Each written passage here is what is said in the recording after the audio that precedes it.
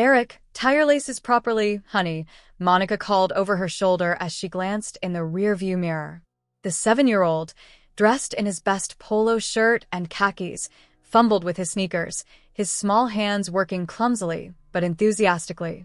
It's your big night. Can't have you tripping into the restaurant now, can we? Eric grinned, his toothy smile lighting up the back seat. Mom, do you think they'll have that chocolate lava cake? The one with the gooey stuff inside. I'll make sure you get the best dessert on the menu, Monica replied, adjusting her hair in the mirror. Tonight wasn't just special for Eric, it was a moment for both of them.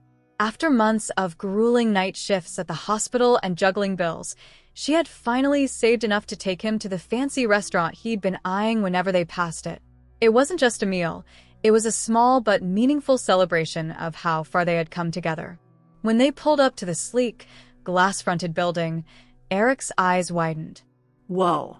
This place looks like a castle. Monica laughed, stepping out of the car and walking around to take his hand. It's not a castle, sweetie, but it's going to feel magical. Inside, the air was cool and perfumed with the scent of rosemary and garlic. The muted clinking of glasses and the hum of conversation lent an air of exclusivity that Monica couldn't ignore. She held Eric's hand tightly as they approached the hostess stand. The hostess, a tall, thin woman in a crisp black blazer, barely looked up as Monica greeted her. Good evening. We don't have a reservation, but... Reservation is required, the hostess interrupted, her voice clipped. She finally looked up, and her expression froze for just a fraction of a second. It was so brief that Monica might have missed it if she weren't already familiar with that look, an almost imperceptible tightening of the lips, the faint narrowing of the eyes. Monica straightened her shoulders. I understand reservations are preferred, but it's a weekday. I can see a few empty tables. We're fully booked, the hostess said curtly, cutting her off. She glanced over Monica's shoulder, her eyes scanning the room as if already looking for the next customer to attend to. Mom, what's she saying? Eric asked softly, tugging at Monica's hand. Monica crouched to his level, keeping her voice steady. She's just explaining something about the tables, sweetheart. Give Mommy a minute. Standing back up, Monica offered a strained smile. I'm sure there's some flexibility here. We're only 2 people, and my son's been looking forward to this all week. We don't need anything extravagant. Just a table in the corner would be fine. The hostess sighed, clearly impatient. I'm sorry, ma'am. There's nothing available. Not even one of those. Monica gestured toward a set of 4 empty tables near the window, her voice rising slightly. Heads turned from nearby diners, curiosity sparking in their eyes. Those are reserved, the hostess said quickly, her tone icy. For who? Monica's voice sharpened. I've worked in hospitality. I know how this works. Those tables are empty, and they'll probably stay empty all night. The hostess leaned in slightly, lowering her voice, her tone dripping with condescension. Ma'am, this is an upscale establishment. We have a certain standard. Perhaps you'd be more comfortable somewhere else. Monica felt her stomach drop, the implication hitting her like a punch. She glanced down at Eric, whose wide eyes flicked between her and the hostess, sensing the tension but not understanding its depth. Excuse me? Monica's voice shook, a mix of anger and disbelief. I'm just saying, the hostess continued, her tone cool and measured. We have regular clientele here who expect a particular ambience. It might not be the best fit for everyone. A hot flush spread across Monica's face. Are you saying we're not good enough for this restaurant? Because I don't see anyone else being turned away right now. The hostess gave a tight-lipped smile that didn't reach her eyes. I didn't say that, ma'am. But as I mentioned, we're fully booked tonight. Eric tugged on her sleeve again, his voice barely above a whisper. Mom, it's okay. We can go somewhere else. I don't need chocolate cake. Monica's chest tightened. She could feel the weight of the diner's stairs, the uncomfortable silence that had settled around them. Her throat burned with unshed tears, but she swallowed them down, determined not to let Eric see her cry. No, she said firmly, her voice steady despite the storm raging inside her. She turned back to the hostess, her chin held high. You should be ashamed of yourself. You're turning away a mother and her child because we don't fit your idea of who deserves to eat here. But I'll tell you this, people like you and places like this, you're part of the problem. The hostess's expression didn't waver, but Monica saw the faintest flicker of discomfort in her eyes. It wasn't enough. Nothing could erase the humiliation she felt. Gripping Eric's hand, Monica turned on her heel and walked out, her head held high even as tears threatened to spill. Eric trotted beside her, his small hand clutching hers tightly. "Mom, are you mad?" he asked hesitantly as they stepped into the cool night air. Monica took a deep breath, crouching to his level again. "No, baby. I'm not mad at you. I'm mad at that lady for being rude. But you know what? What?" We're going to make tonight special anyway. Because nothing and no one can ruin your birthday. How about burgers and fries? Your favorite spots. Eric's face lit up. With the curly fries? Monica forced a smile, brushing a stray tear off her cheek. With all the curly fries you want. As they walked back to the car, Monica's mind raced. The humiliation still burned, but beneath it was something else. Anger. Determination. She couldn't let this slide. Not for herself, and especially not for Eric. He deserved to grow up in a world where people didn't get to decide your worth based on the color of your skin or the clothes you wore. The restaurant's glowing sign caught her eye as she glanced back one last time. The sleek font, the polished windows, it all seemed so unattainable just hours ago. But now? Now, it looked like a challenge. Eric climbed into the back seat, already chatting excitedly about the curly fries, oblivious to the fire brewing in his mother's chest. As Monica gripped the steering wheel, a single thought took root in her mind. "I'm not letting this go," she whispered to herself. "Not this time." Monica acordou na manhã seguinte com os eventos de noite anterior ainda passando, sua mente. O sorriso de Eric ao comer seus amados hambúrgueres e batatas fritas na lancanite neo conseguira apagar a sensação amarga que ela sentira ao ser regitada no restaurante. Neo era só a humilhao que a incomodava, mas o que aquilo representava para o filho. Ele era apenas uma criança, mas a experiência de ser tratado como menos já comunicava a moldar sua visão do mundo. Enquanto colocava café na xícara, Monica pegou o celular e abriu o aplicativo de anotacos. Durante a madrugada, a indignação tinha se transformado em pleno, ainda confuso, mas caio da intenção. Els veio se arrepender de terem feito isso. Ela murmurou para si mesma. Eric aparece na cozinha com seu uniforme de escola, esfregando os olhos. Bom dia, campeão, Monica disse, tentando sor animada. Preparado para a aula? Sim, ele respondeu, embora com uma expressão pensativa. Ele hesitou antes de falar. Você fica tristante na mami? Monica sentiu aperto no peito. A sensibilidade de Eric a emocionava e, ao mesmo tempo, a preocupava. Pouco, querido. Mas o importante é que nós tivemos uma noite especial do nosso jeito, certo? Ele assentiu, mas a dúvida ainda pairava seus olhos. Por que eles não queriam a gente lá? Foi porque eu não estava de turno? Monica engoliu seco. Não, filho. Isso não tem nada a ver com você. Algumas pessoas só tomam decisões erradas sobre os outros sem motivo. Mas você não precisa se preocupar com isso. Esse é o problema deles, não nosso. Ela o abrica forte, como se pudesse protegê-lo do mundo inteiro naquele momento. Depois de deixar Eric na escola, Monica dirigiu direito para a biblioteca pública da cidade. Não era a primeira vez que ela fazia algo impulsivo, mas havia algo diferente naquele dia. A humilhao que sofrera não era nova para ela, mas a diferença agora era que ela tinha alguém a quem proteger, alguém que precisava de exemplo de força e resiliência. Sentada frente ao computador, Monica pesquisou o nome do restaurante. As informações surgiram rapidamente. Artigos sobre a inauguração luxuosa de anos atrás, fotos de eventos chicas e, para sua surpresa, uma pequeña no dimensionando que o local estava à venda. À venda, ela se será para si mesma. O pensamento provoco algo dentro dela. Ela clica no link e foi redirecionada para o site de uma imobiliária especializada em imóveis comerciais. Ali estava listado Restaurante La Couronne $350,000, negociável. Negociável, Monica aprecia em voz alta, com uma pitada de descrenca.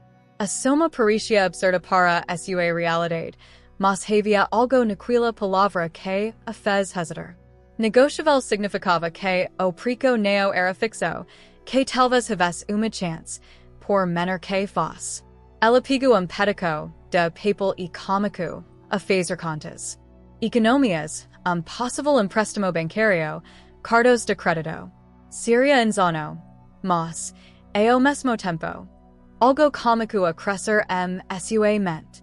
Não era só sobre comprar o restaurante, mas sobre o que ele poderia representar.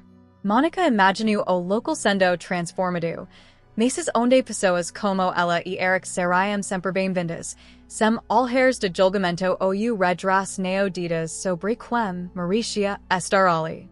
Lugar onde famílias, jovens e qualquer pessoa poderiam se sentir em casa. Ela anotou o número de imobiliária e saiu da biblioteca com o coração batendo rápido. De volta ao carro, Monica hesitou antes de fazer a ligação. O que ela estava prestes a fazer era completamente fora da sua zona de conforto. Ainda assim, ela sabia que, se não tentasse, passaria o resto da vida se perguntando se. Quando a chamada foi atendida, uma voz masculina e entusiasmada respondeu. Boa tarde, Imobiliária Martin and Associates. Como posso ajudá-la? Oi, meu nome é Monica Johnson. Esta interessada no restaurante La Couronne que está listado no site de vocês. Sim, claro. O homem parecia animado. O imóvel ainda está disponível. Você gostaria de marcar uma visita? Monica respirou fundo. Sim. O mais rápido possível. Por favor. Eles combinarão para o dia seguinte e, assim que desligou o telefone, Monica percebeu o tamanho do passo que estava prestes a dar. No dia seguinte, Monica chegou ao restaurante para encontrar o corredor de movies, homem de meia idade chamado Peter, esperando na entrada. Ele era amigável, mas falava rápido, claramente mais interessado em vender do que em fazer perguntas. Então, aqui está o famoso La Couronne, ele cômico, abrindo a porta de vidro e dixando a entrar. Ele teve sido há alguns anos, mas, como a pandemia e algumas decisões administrativas ruins, o movimento caiu muito. O atual proprietário está ansioso para vender, por isso o preço competitivo. Monica entrou no espaço vazio, onde a luz do sol atravessava as janelas imaculadas. Era estranho estar ali à luz do dia, sem o glamour artificial que ela tinha testemunhado na noite em que foi rejeitada. As mesas ainda estavam arrumadas com toalhas de linho branco e tacas brilhantes, mas havia algo frio no ambiente, como se estivesse esperando para ser revitalizado. Você diz que o proprietário está ansioso para vender. Por quê? Monica perguntou, tentando não parecer tão inexperiente quanto se sentia. Peter hesitou por momento, mas acabou cedendo. Ele está enfrentando algumas dificuldades financeiras. O restaurante não está lucrando como antes, e ele decidiu que é melhor se livrar do negócio antes que pior. Monica processou essa informação em silêncio. Se o dono estava tão desesperado para vender, talvez ela tivesse mais chances de negociar do que imaginava. Gostaria de conversar com o proprietário, ela disse, surpreendendo a si mesma com a firmeza da sua voz.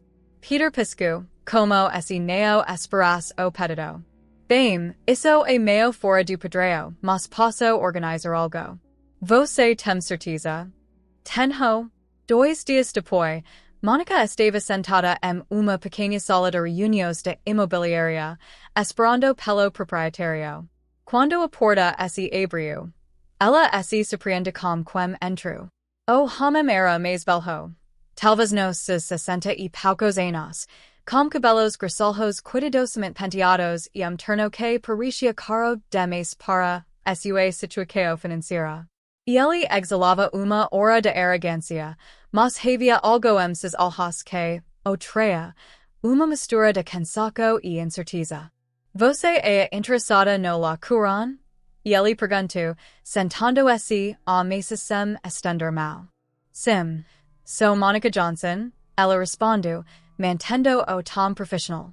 E ele observou por um momento, seus olhos analisando-a de cima a baixo, como se tentasse medir sua capacidade.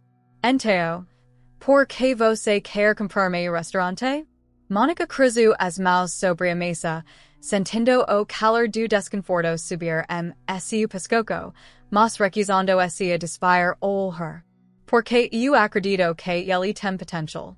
E ele só precisa de alguém que o administre com propósito diferente. O homem levanta uma sobrancelha, mas não respondeu imediatamente.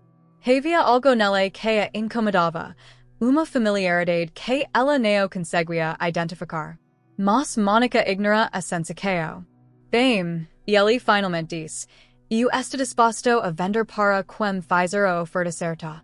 O resto não me importa. A indiferença dele irritou, mas ela segurou a língua. Então, vamos discutir os termos, respondeu, tentando manter o controle da situação. Enquanto eles começavam a negociar, Monica não tinha ideia de que estava diante de alguém que desempenharia papel muito mais importante em sua vida do que ela poderia imaginar. Monica had always prided herself on her ability to remain calm under pressure. It was a skill she had honed during grueling double shifts in the emergency room, where a clear head could mean the difference between life and death. But sitting across from Walter Harris, the former owner of La Couronne, her composure was being put to the test. It had been a week since she signed the initial paperwork to purchase the restaurant. Walter had agreed to an installment payment plan, citing his eagerness to sell quickly. But there was something in his demeanor that didn't sit right with Monica. He wasn't just eager. He was oddly invested in her success, offering advice she hadn't asked for and making unexpected visits to the restaurant during its renovation. One afternoon, while Monica was reviewing design plans with a contractor, Walter appeared unannounced. He strolled in, his hands in his pockets, and scanned the room as though he still owned the place. "You're changing the lighting," he remarked, his voice neutral but his expression faintly disapproving. "Yes," Monica said without looking up from her notes. The old fixtures made the space feel cold. "I want it to be warmer, more inviting." Walter chuckled softly, the sound grating on her nerves. "Interesting choice. But I suppose you know what you're doing." Monica straightened and met his gaze. "I do. Thank you for stopping by, but as you can see, I'm busy." Walter raised his hands in mock surrender. "No need to get defensive. I'm just curious. It's not every day you see someone so determined to take on a place like this, especially with no experience in the industry." His words stung more than she cared to admit. Monica folded her arms across her chest. Experience isn't everything. Sometimes vision and hard work are more important. Walter's smile faltered for a fraction of a second before he recovered. "Fair enough. I'll leave you to it. But if you need advice, I'm just a phone call away." She watched him leave, a sense of unease settling over her. There was something about Walter, his smugness, his way of always showing up uninvited, that made her stomach twist. Later that evening, Monica decided to clear her head by sorting through the old documents Walter had left behind. The office was cluttered with forgotten receipts, outdated menus, and yellowed photographs of La Couronne's early days. She had meant to organize it all sooner, but between balancing her nursing shifts, raising Eric, and managing the restaurant's renovations, it had been pushed to the bottom of her to-do list. As she sifted through the stacks, her fingers brushed against a small leather-bound notebook tucked beneath a pile of invoices. Curious, she opened it and found pages filled with scrawled notes in Walter's handwriting. Most of it was mundane, lists of suppliers, menu ideas, and profit margins. But as she flipped further, a name caught her eye: Sarah Johnson. Her breath hitched. She stared at the name, her heart pounding in her chest. It couldn't be. Frantically, she flipped through the pages, searching for more. There it was again: Sarah Johnson, waitress hired July 1986. Monica's hands trembled as she turned to a photograph paper-clipped to one of the pages. It was a faded Polaroid of a young woman with dark, curly hair, standing in front of a La Couronne sign. She was smiling, her eyes full of life. It was her mother. Monica sank into the office chair, her mind racing. Why was her mother's name in Walter's notebook? And why had she never mentioned working at La Couronne? She stared at the photograph, her throat tightening. It had been years since her mother passed, but the loss still felt fresh. Sarah had been everything to her: her rock, her protector, her biggest cheerleader. If her mother had worked at La Couronne, why had she kept it a secret? And what connection did Walter have to her? The questions swirled in Monica's mind, each one more unsettling than the last. The next day, Monica couldn't shake her unease. She needed answers, and she knew only one person could give them to her. She waited until Walter showed up for one of his unannounced visits, which he had been making with increasing frequency. As soon as he stepped inside, she confronted him. "Walter," she said, crossing her arms, "we need to talk." He paused, surprised by her tone. "Talk about what?" "About my mother." Walter's face froze for a split second before he forced a neutral expression. "I'm not sure I understand." Monica held up the photograph she had found, her hand steady despite the storm raging inside her. Her name was Sarah Johnson. She worked here in the 80s. "Why is her name in your notebooks?" Walter's jaw tightened. For the first time since she had met him, he seemed genuinely caught off guard. "Where did you find that?" "It doesn't matter where I found it," Monica snapped. "What matters is why you've been hovering around here like a hawk, and why my mother's name is all over your notes." Walter sighed and rubbed the back of his neck. "Monica, this isn't the time." "Make it the time," she interrupted, her voice rising. "You owe me that much." He hesitated, his eyes darting around the room as though searching for an escape. Finally, he sank into a chair, his shoulders slumping. "All right," he said quietly. "You want the truth?" Fine. "Your mother, Sarah, she and we were involved. She worked here when I first opened the restaurant. She was bright, hardworking, and beautiful." Monica's stomach churned. "Involved how?" Walter met her gaze, his expression uncharacteristically somber. "We had an affair. It wasn't serious, at least I didn't think it was. But when she found out she was pregnant, she wanted more. She wanted a life with me. And He looked away, shame flickering across his face. "I wasn't ready for that. So I walked away." The words hit Monica like a physical blow. "You walked away," she repeated, her voice trembling with disbelief. "You abandoned her? You abandoned me?" "I didn't know she had you," Walter said quickly. "Not until years later. By then it was too late." Monica felt a wave of anger rise within her, hot and suffocating. "Too late? That's all you have to say? You left her to raise a child on her own while you built this place." She gestured around the restaurant. "And now you expect me to believe you didn't know? That you didn't care?" Walter's face crumpled, and for a moment, he looked every bit his age. "I did care, Monica. I regretted it every day. That's why I sold the restaurant to you. It's my way of making amends." Monica stared at him, her chest heaving with the weight of his confession. The restaurant, the unsolicited advice, the eagerness to sell, it all made sense now. "This place," she said, her voice low and steady, "isn't yours to use as penance. My mother deserved better, and so did I. But I didn't need you then, and I don't need you now." She turned on her heel and walked away, leaving Walter sitting alone in the empty restaurant.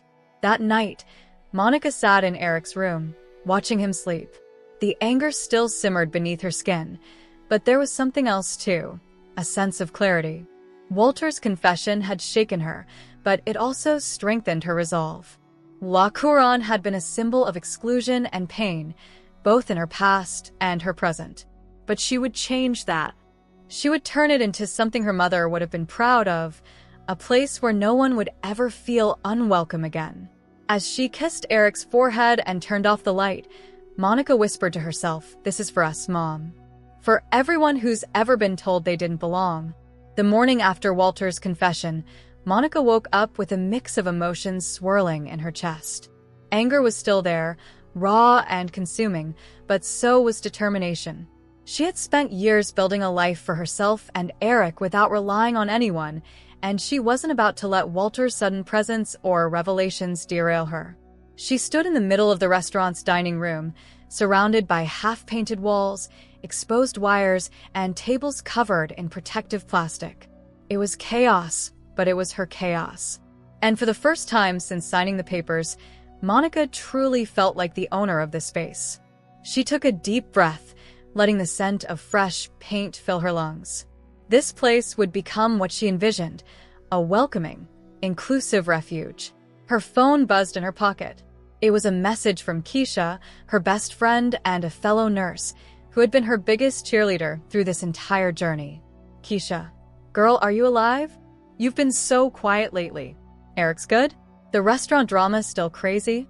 Monica couldn't help but smile. Keisha always had a way of grounding her. "Monica, still alive. Eric's fine. And yeah, restaurant's a mess, but I'm working through it. Call me later? Keisha, you know I will. Also, don't forget, people are watching you now. Don't let them see you sweat." Keisha was right. People were watching. Ever since word got out that she, a single black mother with no business experience, had purchased La Couronne, there had been whispers, some supportive, others skeptical. Monica knew that every decision she made, every misstep, would be scrutinized. But instead of feeling intimidated, she felt fueled. That afternoon, Monica held a staff meeting with the small team she had begun to assemble. They were a mix of newcomers and a few employees from the previous ownership who had chosen to stay on. Among them was James, the sous chef, who had been with La Couronne for over a decade and carried a reputation for being difficult but brilliant in the kitchen. Monica stood at the center of the room, hands on her hips, projecting a confidence she didn't entirely feel. "Okay, everyone, let's talk about the future of this restaurant." James leaned back against the counter, his arms crossed. "And what exactly is that future? Because right now, it looks like a construction site." There were a few murmurs of agreement, but Monica didn't flinch. "I know it doesn't look like much now, but in a few weeks, this place will be unrecognizable. We're not just changing the decor. We're changing the culture. La Couronne used to stand for exclusivity, for shutting people out. That's not who we are anymore." James raised an eyebrow. "And who are we?" Monica met his gaze head-on. "We're Elysian Bites. A place where everyone is welcome, where the food is amazing, and where people feel like they belong. That's our future. And if you're here, it's because you believe in that vision too." The room fell silent. Some of the newer staff nodded enthusiastically, while others, like James, remained skeptical. "You know," James said after a moment, "changing a name and putting up new paint doesn't erase what this place has been. People around here remember. The question is, why should they trust you to be different?" The words hit harder than Monica expected, but she refused to let it show. Instead, she took a step closer to him. "Because I've lived on the other side of those doors," she said firmly. "I know what it feels like to be told you don't belong, to be turned away, judged, dismissed. That's not happening here anymore. Not while I'm in charge." James studied her for a long moment before nodding, almost imperceptibly. It wasn't much, but it was a start. Later that week, Monica hosted a community event to introduce the restaurant's new identity. The space was still under construction, but she had managed to clear out the dining area and set up folding chairs and tables for the event. Flyers had been posted in coffee shops, libraries, and schools, inviting neighbors to come and learn about Elysian Bites. The turnout was better than she had hoped. Families, young professionals, and even a few older regulars from La Couronne filled the room, curious about what this new chapter meant. Monica stood at the front, nervous but determined. Thank you all for being here, she began, her voice steady despite the butterflies in her stomach. Some of you might recognize this place. Maybe you've dined here before, or maybe you've walked by and thought, that's not a place for me. I know that feeling because I've been there too. The crowd murmured softly, and Monica continued. This restaurant has a complicated history, and I'm not here to erase that. What I'm here to do is change the story going forward. Elysian Bites will be a place for everyone, no matter who you are, where you're from, or what you look like. Good food is for everybody.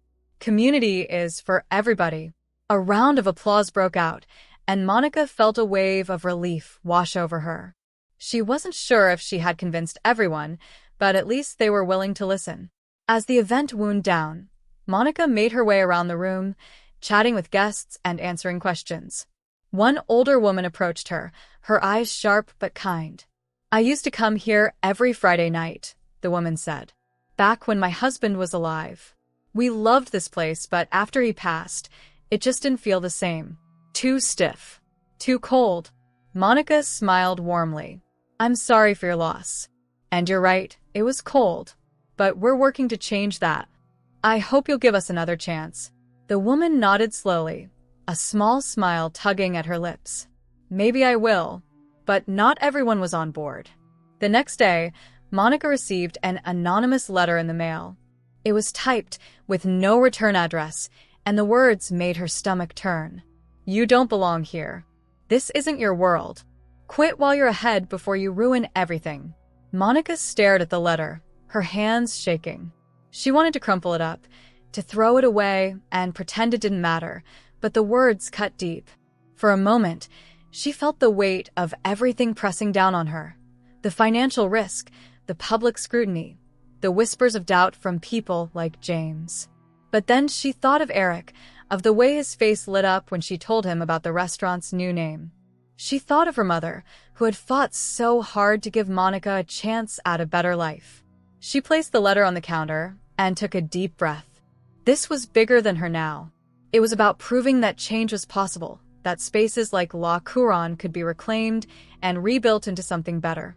Monica grabbed a pen and scrawled 3 words across the letter in bold, angry strokes. Watch me succeed. The renovation of Elysian Bites continued with renewed energy. Monica worked tirelessly, balancing her nursing shifts with late nights at the restaurant. Slowly but surely, the space began to transform, not just physically, but in spirit. And though doubt and resistance lingered in the shadows, Monica knew one thing for certain. She wasn't going anywhere.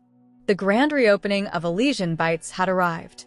The past few months had been some of the most challenging of Monica's life, but as she stood in the middle of the newly transformed dining room, she felt a deep sense of accomplishment.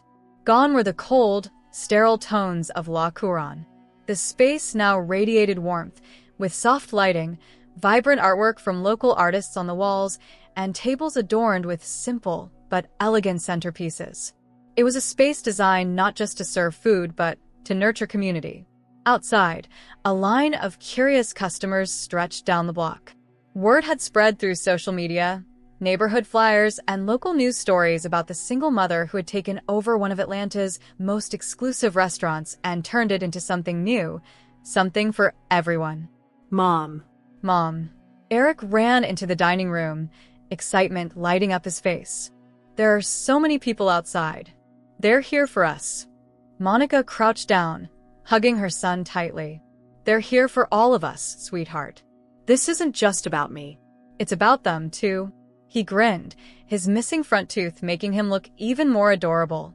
Does this mean I can have as much dessert as I want tonight? Monica laughed, ruffling his hair. We'll see. Now go wash your hands. Guests are about to come in. As Eric darted off, Monica's heart swelled with pride. For him, this was more than a restaurant. It was proof that they could build something beautiful, no matter the obstacles. The doors opened at 6 sharp, and the restaurant filled quickly. Monica greeted guests at the door, shaking hands, exchanging smiles, and soaking in the energy of the night. Keisha arrived with a group of friends, immediately making her presence known with her booming laughter.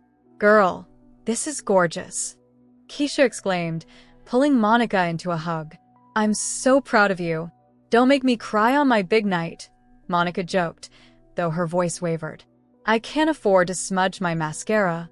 The room buzzed with life.